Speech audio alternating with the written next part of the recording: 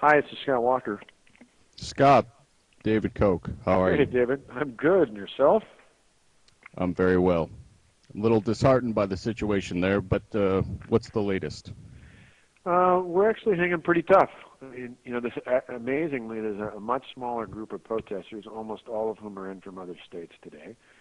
The state assembly is taking the bill up, getting it all the way to the last point it can be at where it's unamendable. But they're waiting to pass it till the Senate's in. But the Assembly Democrats have about 100 amendments they're going through.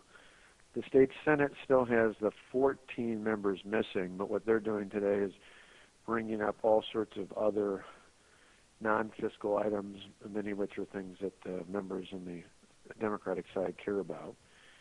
And each day we're going to ratchet it up a little bit. The Senate Majority Leader had a great plan he told them about this morning. He told the Senate Democrats about, and he's going to announce it later today, and that is the Senate Organization Committee is going to meet and pass a rule that says if you don't show up for 2 consecutive days on a session day in the state Senate, the Senate chief clerk, it's a little procedural thing here, but can actually have your payroll stopped from being automatically deducted into Beautiful. your checking account, and instead you still get a check, but the check has to be personally picked up, and he's instructing them, which we just loved, to lock them in their desk on the floor of the state Senate. Now, you're not talking to any of these Democrat bastards, are you? There's one guy that's actually voted with me on a bunch of things I called on Saturday for about 45 minutes, mainly to tell him that while I appreciated his friendship and he worked with us on other things, tell him why I wasn't going to budge. Mainly because I thought right. he's about the only reasonable one over there, and I figured if I talked to him, he'd go back to the rest of the gang and say, I've known Walker for 20 years. He's not budging. Oh, what's his name again? His name is Tim Cullen. All right. I'll have to give that man a call. Well, actually, in his case, I wouldn't call him, and I'll tell you why. He's pretty reasonable, but he's not one of us. So I would let him be. I think he is in a position where he can maybe motivate that caucus, but he's not an ally. He's just a guy. He was in the Senate years ago. He was actually the Senate Democrat leader back in the 80s, and Tommy Thompson hired him to be the head of Health and Human Services. He went into the private sector, made real money, and became a little more open-minded. And last fall, he got elected to the Senate seat he was in 25 years ago. And he's kind of one of these guys who he really doesn't care. He's not there for political reasons. He's just trying to get something done. So he's good to reach out to for me, but he's not a conservative. He's just a pragmatist. Now, who can we get to budge on this collective bargaining? Well, I think in the end, a couple of the things are one, I think the paycheck will have an impact. Secondly, one of the things we're looking at next, we'll probably announce in the next day or two, we've been working with our Republican leaders in the legislature, is we're still waiting on an opinion to see if the unions have been paying to put these guys up out of state. We think there's at a minimum an ethics code violation, if not an outright felony. Well, they're probably putting hobos in suits. Yeah. That's what we do sometimes. Well, paying for the senators to be put up. I know they're paying for these guys to be in. No, people can pay protesters to come in. I mean, that's not an ethics code. But, I mean, literally, if the unions are paying the 14 senators, if they're paying for their food, their lodging, anything like that, we believe at a minimum it's an ethics code violation, and it may very well be a felony misconduct in office because, see, technically, it's not just a political contribution. It is, if they're being paid to keep them from doing their job, we think that's there's legally an obstruction, not of justice, but an obstruction of their ability to do their job. And we still got the Attorney General's office is looking into it for us. So we're trying about 4 or 5 different angles. During each day we crank up a little bit more pressure. But the other thing is I've got layoff notices ready. We put out the at-risk notices. We'll announce Thursday They'll go out early next week, and we'll probably get 5,000 to 6,000 state workers will get at-risk notices for layoffs. We might ratchet that up a little bit too. Beautiful, beautiful. Got to crush that union. Well, it's one of those where in the end, and I've had not only Cullen, I talked to myself, I had 3 or 4 of my other business leader friends who know him over the years, and just kind of pass the message on to these guys.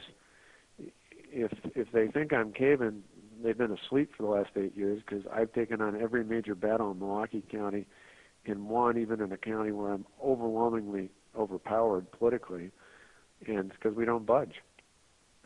If you're doing the right thing, you stay firm. And in this case, we say we'll wait it out. If they want to start sacrificing thousands of public workers who'll be laid off, sooner or later there's going to be pressure on these senators to come back.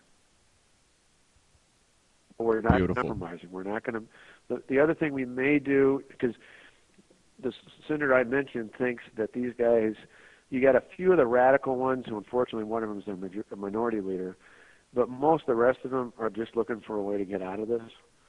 They're scared out of their mind. They don't know what it means. There's a bunch of recalls up against them. They'd really like to just get back here and get it over with. And so the paycheck thing, some of the other things threatens them. I think collectively there's enough going on, as long as they don't think I'm going to cave, which again we have no interest in. An interesting idea that was brought up to me this morning by my chief of staff, if we won't do it till tomorrow, is putting out an appeal to the Democrat leader that I would be willing to sit down and talk to him, the Assembly Democrat leader, plus the other 2 Republican leaders. Talk, not negotiate, and listen to what they have to say. If they will in turn, but I'll only do it if all 14 of them come back and sit down in the state assembly. They can recess it to come back over and talk to me, but they'll have to go back there. The reason for that is we're verifying it this afternoon, but legally we believe once they've gone into session, they don't physically have to be there.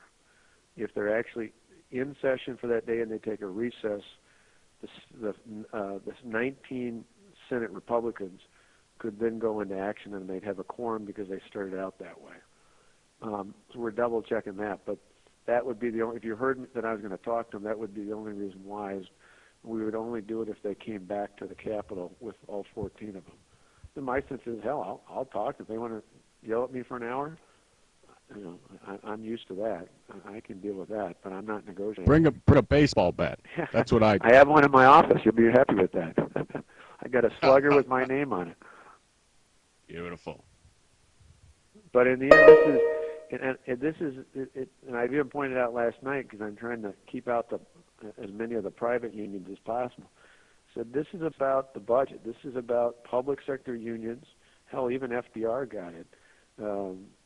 There's no place for the kind of, you essentially are having taxpayers' money be used to pay to lobby for spending more of taxpayers' money. It's absolutely ridiculous. Beautiful.